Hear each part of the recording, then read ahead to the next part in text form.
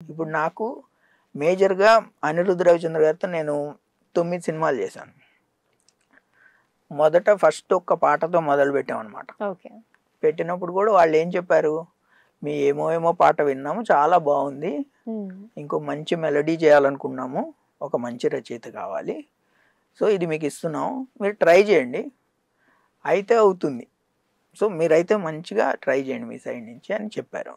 అప్పటినుంచి తీసుకుంటే నాకు మెయిన్‌గా వచ్చిన ఈ ఈ పాటలు అనిరుద్ గారి పాటలతో తీసుకుంటే అవి తెలుగులో కూడా హిట్ అవ్వడం మొదలుపెట్టాయన్నమాట. హ్మ్. ఇంకోటి ఇవి అసలు డబ్బింగ్ పాటల్లా లేవు. స్ట్రైట్ పాటల్లా ఉన్నాయని చెప్పారు చాలామంది. ఇప్పుడు 'నామది' పాట తీసుకుంటే హ్మ్. నిజమే నాదేలే పాపం అతిగా ప్రేమిస్తే ఫలితం శాపం మనసే నాలోని లోపం కనుకే గుండెల్లో మిగిలెను గాయం. ఇలా తీసుకుంటే అది ఎంత ప్యూర్‌గా ఒక తెలుగు పాటే. ఇదేమి డబ్బింగ్ పాట కాదు. సో, అలా ఉంటాయి.